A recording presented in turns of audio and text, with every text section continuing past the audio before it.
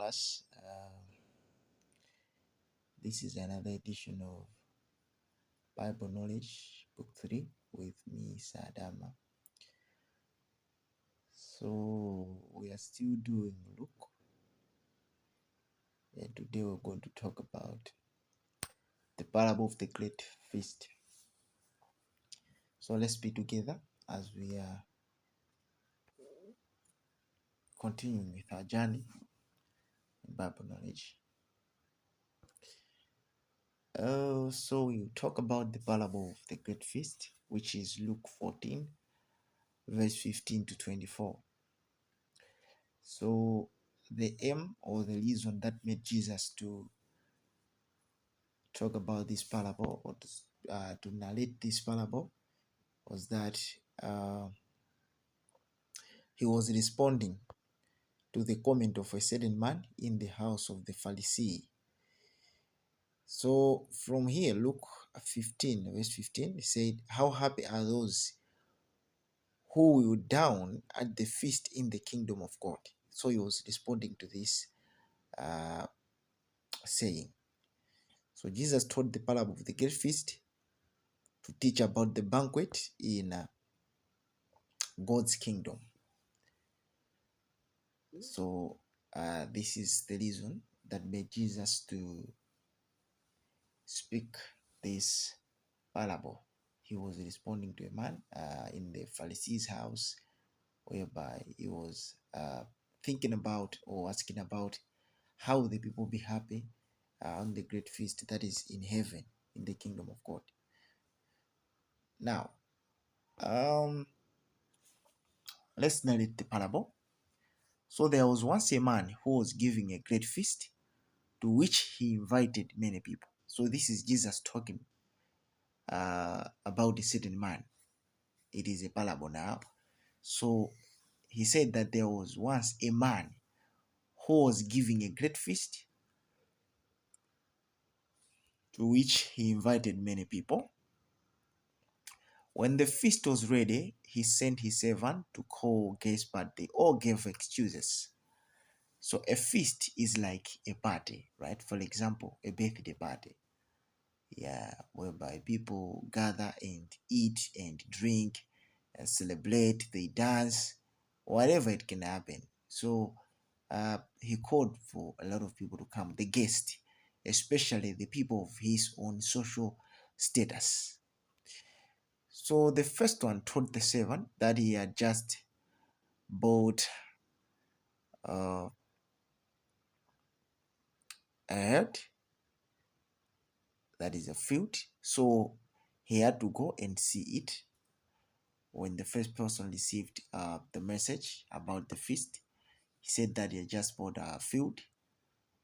So he was about to see the field. In short, he gave an excuse. The second one said he had bought 5 pairs of oxen, so he had to go and try them out. Oxen, we are talking about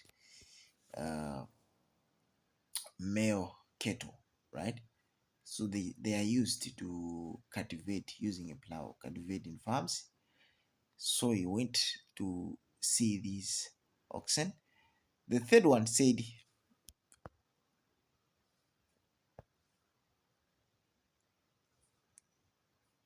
he had just got married, so he couldn't come.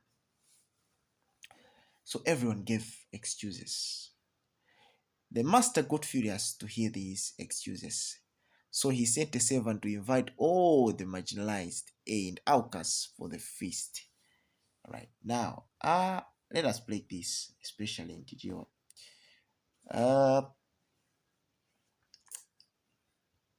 Akunena kuti panali mkulu wina. This guy, very rich. Ne kunali phwando kwawo. So having this kind of phwando, amaitana anthu kuti azamthandize kusangalala. So anatumiza ntchito athamange ndi makalata aitane anthu. Oyamba ananena kuti wagula munda wanyuwani. Ndakaona chimundacho. Ya munda wanga wanyuwani tukauona kwakulu bwanji, ngwachonde muli miyala, nanga tidzilimira khasu kapena tidzilimira pulawo kapena tipange tractor, tiziuza irrigation ufuna fertilizer akaone zimenezo.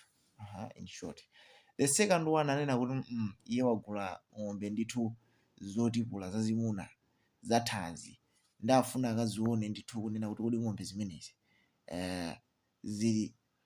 zili ndi mphamvu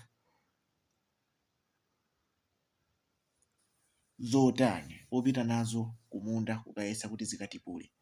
Wina yanena kuti ine ndenda ngokwatira kumene, ine ndi mkazanga ku honeymoon sitinatani ife sitinankeko yayi, so apa ndikufunika ndipite ku honeymoon ndiye ndikuti ndibwere kumene kubola ndizi. Iye anasankha mkazi ache kuti kuphwando siningapezekeko.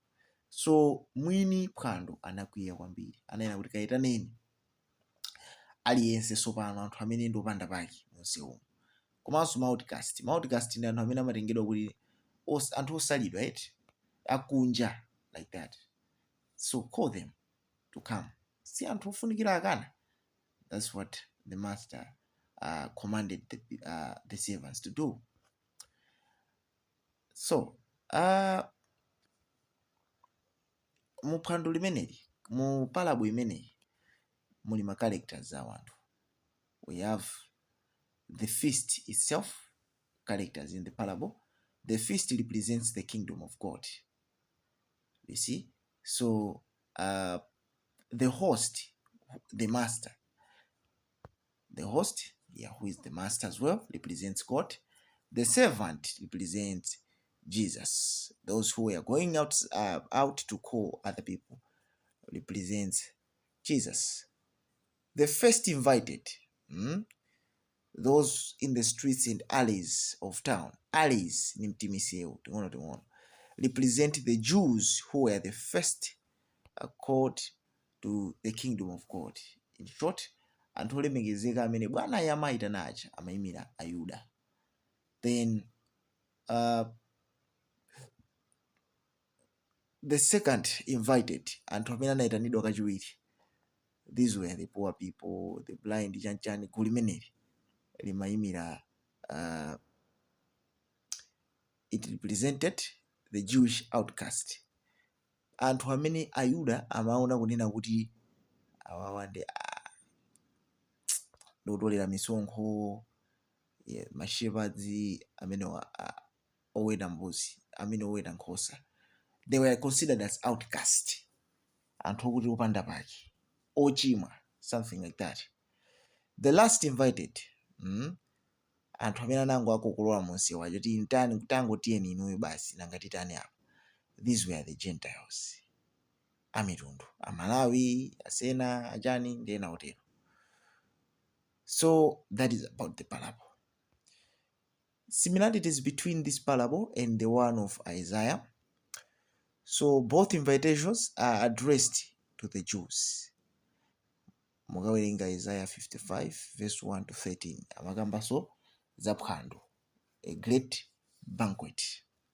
So both invitations addressed to the Jews first, then the Gentiles. Isaiah amaitanira Ayuda, then anaitana ma Gentiles, amitundu.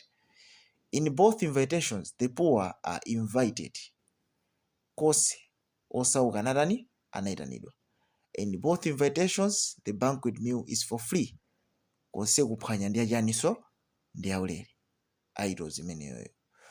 Also in both invitations, the marginalized are invited. The marginalized anthu amene ali otengedwa kuti ndi osayenera, so amene ose anaitana. And in both invitations are not end by good works, you see, but God's love. My invitations ose sakuyendera kuti umatani yayi, koma akutengera chikondi cha Mulungu, God's love, right? So that is about the similarity between the banquet in Isaiah and the great feast in Luke. So this is the parable of the great feast in Luke, and that marks the end of our lesson today in BK. Yeah, I guess I hope you've enjoyed it. Yeah, you've enjoyed the topic, and until another day, these are the contacts for our platform, especially on YouTube, Facebook. Yeah, that's it. Thank you very much for being there.